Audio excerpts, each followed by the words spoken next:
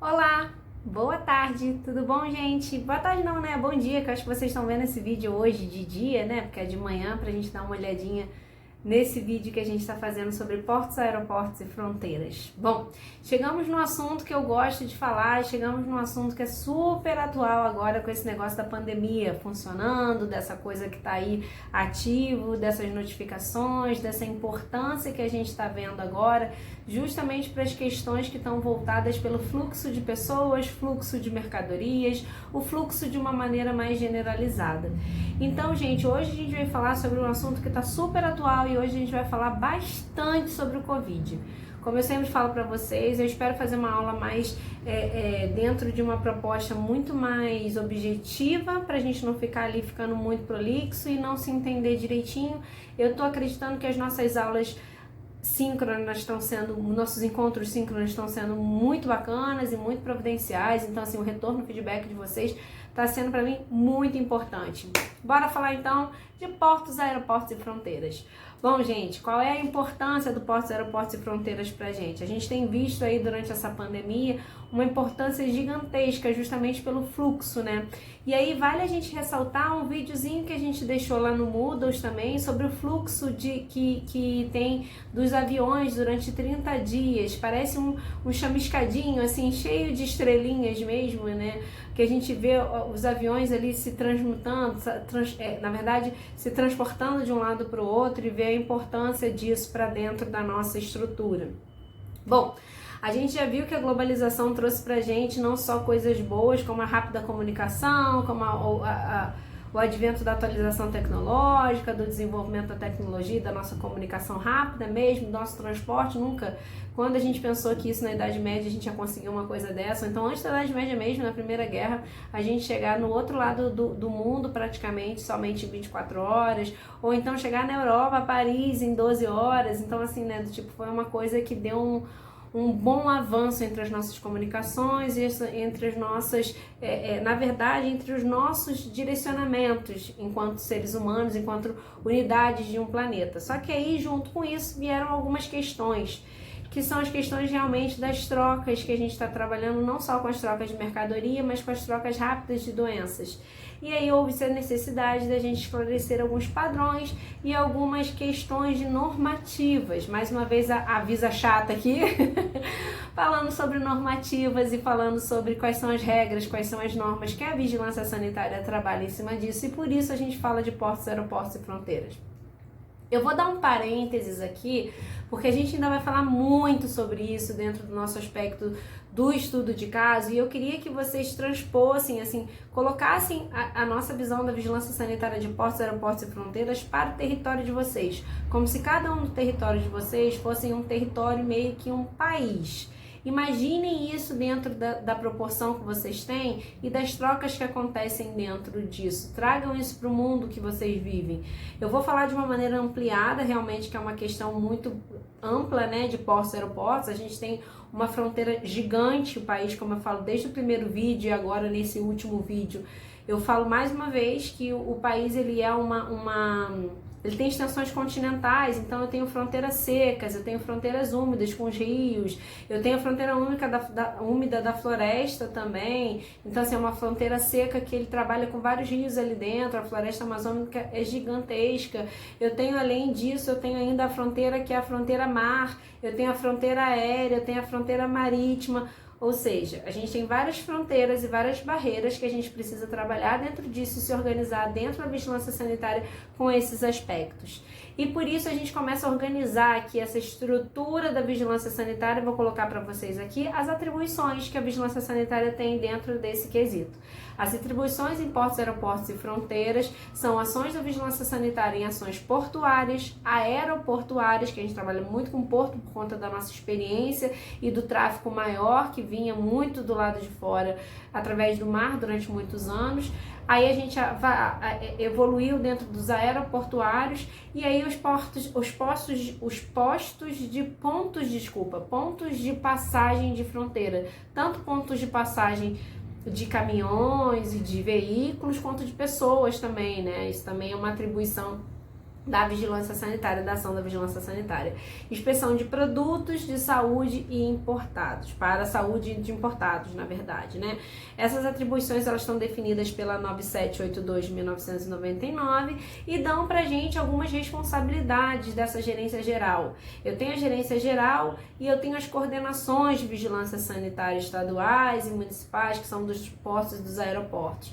Dentro dessas responsabilidades, a orientação é de controlar as atividades sanitárias de modo geral e evitar a introdução e expansão de doenças transmissíveis e dos seus vetores. Então, assim, eu tenho ali dentro disso, mais uma vez, portos, aeroportos, fronteiras, entrepostos, estações aduaneiras, meios de vias de transportes aéreos, marítimos, fluviais, lacustres e terrestres. Eu amplio muito isso. Lembra, nós somos um país de extensões continentais. As orientações e controles da vigilância sanitária de viajantes que pretendam entrar no país.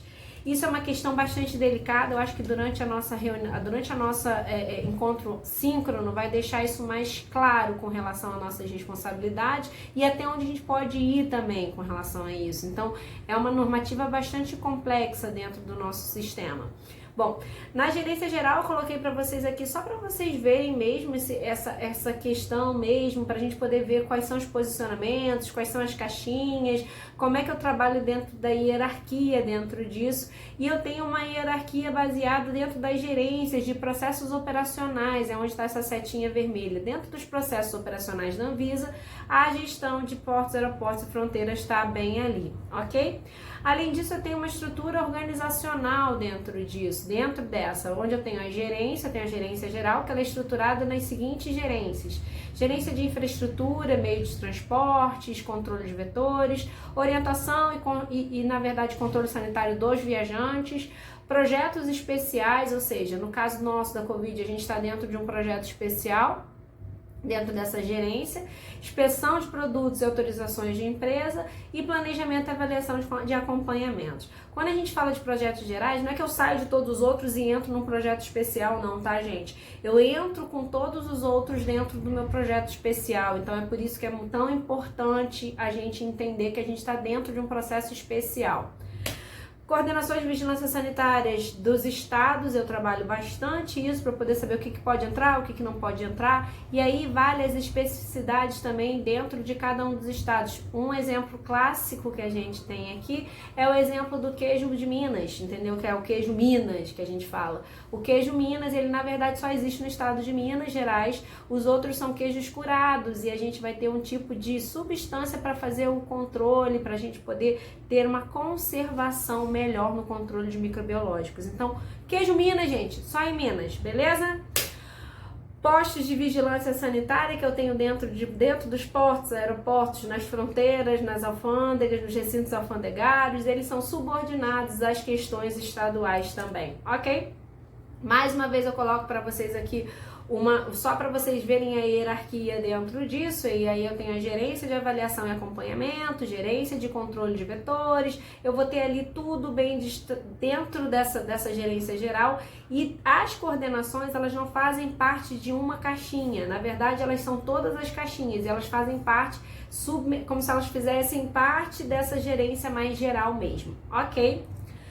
Vamos falar um pouquinho sobre esses aeroportos, sobre essas coordenações. Então, os aeroportos e os portos destinados a esse controle sanitário, eles são muito poucos agora no país, justamente por conta da especificidade do serviço que eles prestam. Eu tenho serviços ali de controles da minha entrada de produto, ou seja, eu tenho Rio de Janeiro nesse momento, as Anvisas, ou seja, a Anvisa ela funciona dentro de 2 aeroportos principais, que eu tenho Rio de Janeiro e Campinas, que fazem essas entradas, e junto com essas entradas dos produtos, eu tenho as autorizações de produtos registrados, produtos para serem analisados, produtos para entrar para fazer registros e avaliações. Então, assim, eu tenho uma entrada de produtos importados muito grandes e autorizações têm que ser destinadas a cada carga. As cargas, elas precisam ter um acompanhamento de um responsável técnico e de uma empresa responsável pela entrada desse produto no país.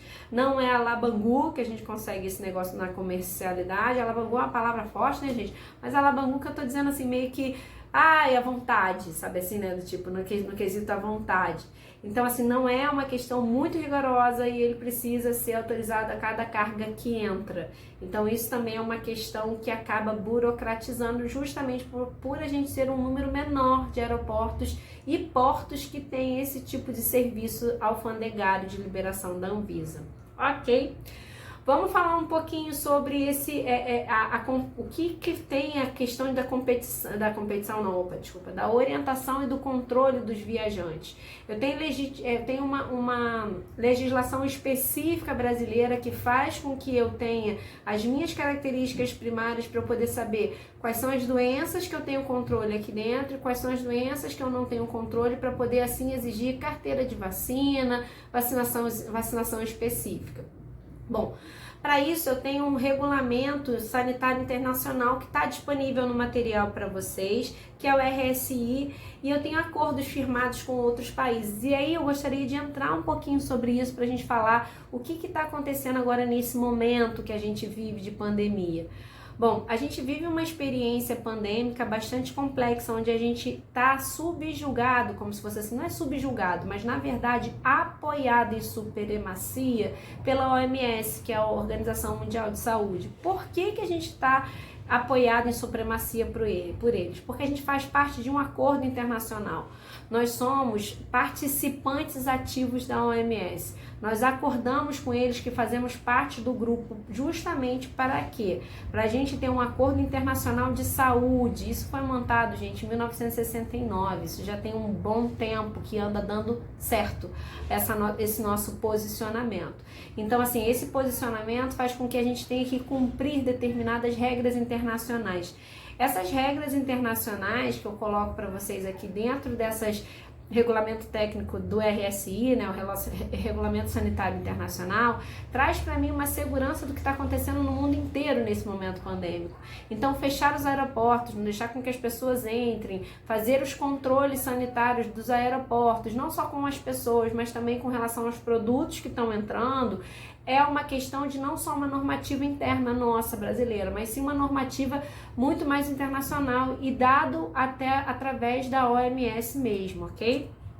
Além disso, gente, eu tenho um controle sanitário, que eu vou voltar um pouquinho, que é o controle sanitário do viajante. O que significa dizer isso? Então, Priscila, só quem vem de avião é que está controlado, né? Quem vem de ônibus não está controlado? Não, quem vem de ônibus também está controlado. E eu também tenho uma ação muito forte em cima disso. A Priscila, nunca vi, já viajei de avião, de ônibus, para tudo quanto é lugar e nunca vi isso acontecendo. Geralmente isso acontece entre as fronteiras mesmo internacional, Argentina, Uruguai, Paraguai, Bolívia, onde eu entro dentro do país através de uma fronteira com outro nível de cultura. As fronteiras internas estaduais, elas não têm tanto controle assim. Nesse momento pandêmico, mais uma vez, gente, eu vou falar bastante sobre isso, mas nesse momento pandêmico a gente tem executado esse tipo de fronteira, que é uma fronteira muito mais internacional, com as nossas fronteiras internas. Por exemplo, entrar e sair do litoral de São Paulo está tendo uma fronteira interna, teve uma fronteira interna. Entrar e sair de Cabo Frio teve as fronteiras internas. Então, essas fronteiras internas foram ativadas baseadas nessa legislação que eu vou falar agora para vocês, ok? Por que eu faço esse tipo de fronteira? Por que eu faço esse tipo de controle? Justamente para evitar a propagação de doenças transmissíveis. Essas doenças transmissíveis, elas são todas classificadas pela OMS. Então, a OMS ela emite um documento oficial, quais são as doenças que estão sendo transmissíveis agora, através dos dados que a gente passa para eles. Mais uma vez, notificações, né, gente? Então, assim, a gente passa as notificações para eles, eles montam um quadro estrutural das doenças que estão sendo transmitidas em larga escala e fazem como se fosse um acompanhamento de vacina obrigatório para determinadas regiões. E aí a gente tem as vacinas que eu preciso ter para entrar em determinados lugares, ok?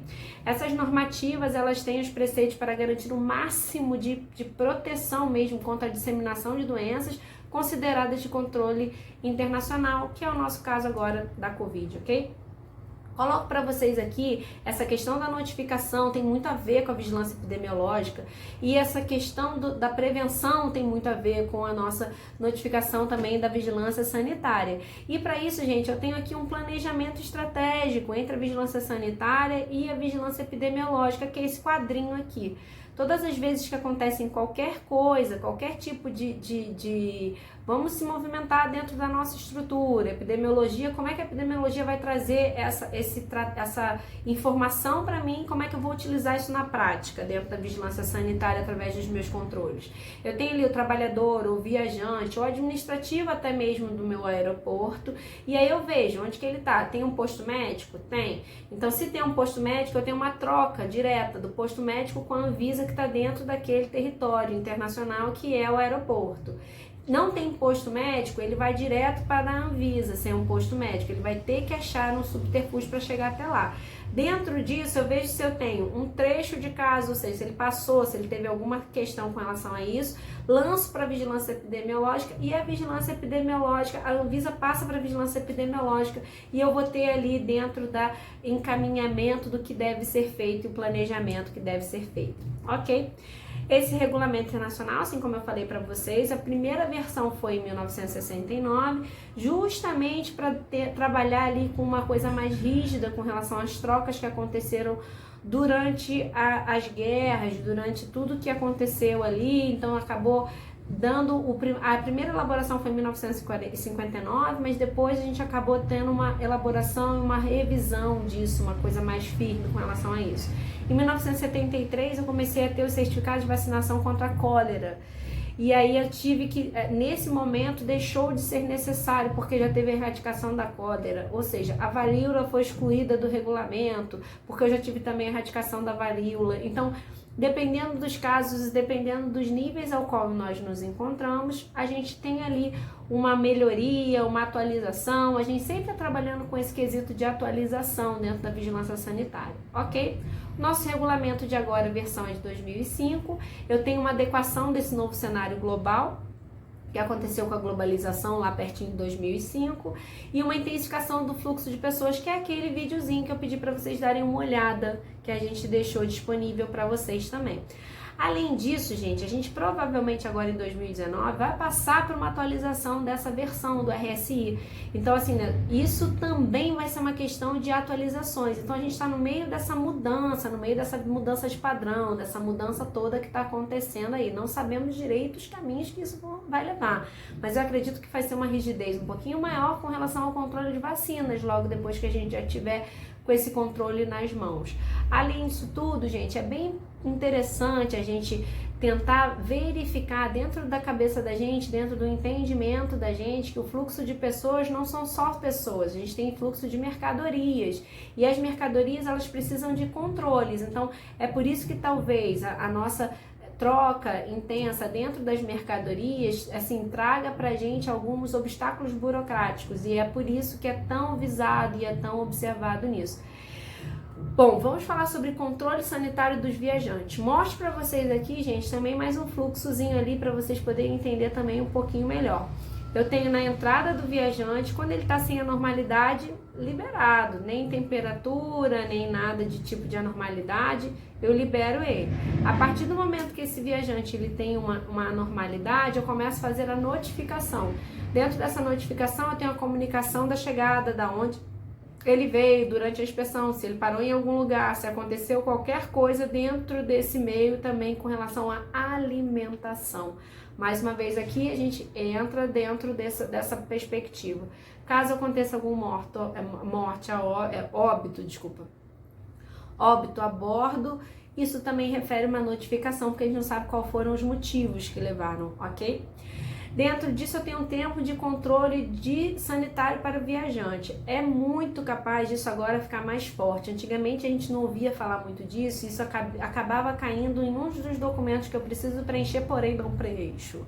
Então assim, agora eu acredito que isso vai ficar mais firme e isso vai ficar um pouquinho mais rígido. Dentro disso eu tenho todo o termo sanitário do viajante. Se ele teve algum problema de temperatura, calafrio, se parou, se comeu, se bebeu, se teve algum outro problema digestivo, isso tudo está dentro desse controlezinho que eu estou colocando aqui para vocês, ok? Esse controle sanitário do viajante, ele é feito através das recomendações da OMS, assim como eu falei para vocês. a recomendação da OMS pra gente é meio que lei mesmo, a gente precisa cumprir, porque a gente faz parte do grupo da OMS. Então isso traz pra gente benefícios, mas traz também responsabilidades. Isso é bem importante justamente pra gente poder alcançar objetivos com mais rapidez, chegar a resultados de curas e tratamentos também com mais rapidez, ok? A OMS recomenda então que a pessoa com doença infecciosa não realize viagem nenhuma. Isso é uma recomendação séria mesmo. É para ela ficar completamente dentro de casa em isolamento, porque a gente não sabe qual é a origem dessa doença e ela pode ser uma origem bastante proliférica, vamos dizer assim, se essa palavra existe. Então, assim, é um momento de risco para as pessoas, então é recomendado mesmo a quarentena. As principais anormalidades clínicas que existem dentro da questão do viajante é solo, alimento, que é uma das mais importantes, e uma da água também, né? Porque eu tenho ali quantidades e qualidades de água durante o meu percurso. Isso tanto dentro dos navios, quanto do aeroporto, dentro dos aviões. Então a qualidade do ar também é uma questão que agora está sendo muito abordada também. E eu trabalho também com as questões de alimentos. Então, assim, animais, que eles são portadores de doenças, eles acabam sendo alguns hospedeiros. Lembra dessa questão de hospedeiros lá de biologia? Então, eu preciso trabalhar com esses reservatórios da maneira com que está acontecendo essas trocas. É uma fonte potencial de transmissão. As principais anormalidades que a gente trabalha, como eu falei para vocês, água, ar, ingestão de alimentos, picada de insetos, roedores, enfim, uma série de transmissões ali, que são as trocas e as trocas microbiológicas. Além disso, eu tenho algumas doenças de transmissão, que são transmissões que são muito visualizadas dentro dessa questão do viajante, que é a respiratória, a de veicular hídrica e alimentar e a de vetores e roedores. Bom, as principais doenças e agravos que eu tenho de respiratórias nesse momento descritas pela OMS são a Covid-19, que a gente, né, não preciso nem falar muito, sarampo, tuberculose, influenza, varicela, síndrome respiratória aguda, SARS. Então, assim, eu vou trabalhar com isso. Dentro das síndromes hídricas que eu tenho, ou seja, através da água, cólera, botulismo, febre tifoide e hepatite A. E eu tenho ainda das transmissões de vetores e roedores. Febre amarela, dengue, que vocês também não precisam nem falar. Malária, que anda se intensificando bastante. Então é uma questão que a gente anda trabalhando muito dentro dos portos e aeroportos. Peste, antavirose e leptospirose. Então, assim, essas salas que tem, para a gente poder tentar melhorar isso, eu tenho salas de orientação. E essas salas de orientação, elas vêm a orientar para onde você está indo, da onde você está vindo. As salas de orientação têm vídeos institucionais que não são difíceis de serem buscados na internet, que trazem pra gente as orientações de onde você está indo, quais são os perigos que você talvez está enfrentando ali. E aí nas salas de orientações, provavelmente é onde você recebe orientação para vacinação. Ou as salas de orientações são verdadeiros postos de vacinação, bem controlados, com todas as orientações, ou você vai trabalhar com as salas de orientações que vão te orientar a ir a um posto de vacinação. Então, isso também tem uma necessidade, caso haja necessidade da vacinação, você pode se vacinar ali, quando um posto, ou você pode ir a algum lugar onde a vacina também esteja adequada e presente. Além disso, eu tenho um cartão internacional de vacinação, que esse cartão internacional faz com que você consiga entradas em países que talvez eu tenha determinada doença ativa, ou em países que fazem um controle mais rígido, por exemplo. E aí eu tenho minha carteira de vacinação internacional para fazer a comprovação disso, uma carteirinha que vai ter todo o certificado internacional que você pode entrar e sair. É muito provável que o Covid esteja nesse momento ali, ok? Aonde eu consigo essa carteirinha internacional, Priscila? Nas salas de orientações e postos de vigilância sanitária, aonde eu vou ter a data que eu fiz, eu tenho que ver quais são os cartões, o que está acontecendo ali na minha vacina. Data, lote, assinatura do responsável que fez a vacina em você e a identificação do serviço que você teve ali, ok? Além disso tudo, gente, eu tenho as inspeções sanitárias. As inspeções sanitárias em aeronaves, elas são extremamente rigorosas com relação aos resíduos dos alimentos consumidos dentro das aeronaves, que foi uma bênção pra gente quando começou a colocar biscoitinho, foi ótimo.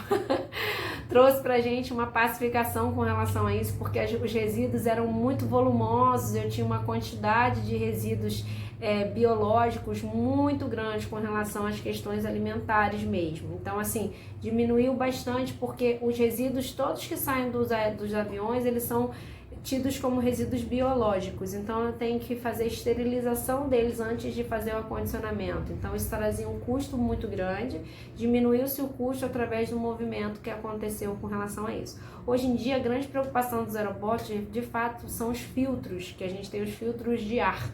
Esses filtros de ar acabam dando pra gente ali uma preocupação muito maior, ok? Então, os pontos críticos a serem observados dentro dos riscos epidemiológicos das aeronaves são as procedências das escalas, ou seja, onde eles pararam, as intercorrências clínicas, caso tenham acontecido a bordo, o sistema de água potável e as condições higiênicas sanitárias da aeronave. No caso de uma inspeção sanitária, eu tenho acondicionamento e redução de resíduos sólidos, ou seja, remoção deles, a existência de vetores, ou seja, eu vou ter que estar lá fazendo a dedetização, fazer essa parte toda. Além disso, quais são os porões dessas cargas? As cargas que entram no porão são porões extremamente controlados com relação a vetores. Eu tenho a retirada de restos de sobra de alimentos servidos a bordo, ou seja, eu tenho que ter uma limpeza do avião extremamente muito rigorosa. Abastecimento de água, operação de coleta de desertos, enfim, eu trabalho com uma questão muito de regra também, que a gente vai trabalhar com as regras de bagagem. Eu não posso levar nada de alimento, principalmente queijo, tá, gente? Então, assim, em momento nenhum eu posso trazer queijo, não posso trazer nenhum tipo de produto que seja perecível. Eu tenho vídeos que a gente pode deixar alguns links aqui para vocês verem como é que funciona isso, quais são as regras que hoje em dia eles trabalham com relação a isso, ok?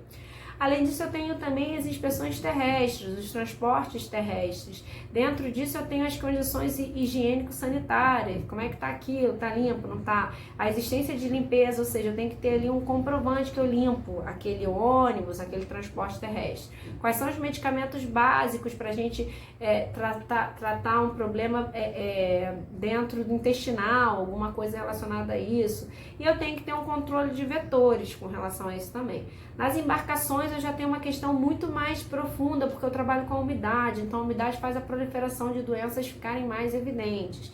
E aí eu tenho legislações mais sérias, ou seja, mais rígidas com relação a isso, que eu tenho a RDC 72 de 2009 e a RDC 21 de 2008.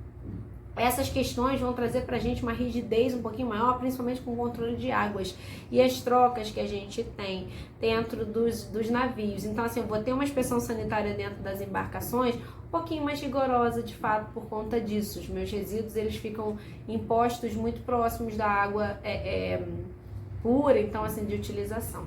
As inspeções sanitárias que eu tenho dentro do meu quesito mais embarcações, eu tenho que ter uma declaração marítima de saúde, a lista de viajantes, a livre prática por onde ele passou, o certificado de controle sanitário a bordo e o certificado de inspeção de controle sanitário a bordo também. Para a gente ir finalizando esse assunto, eu tenho ainda, além de todos os certificados, quais são as listas de medicamentos que as pessoas estão usando dentro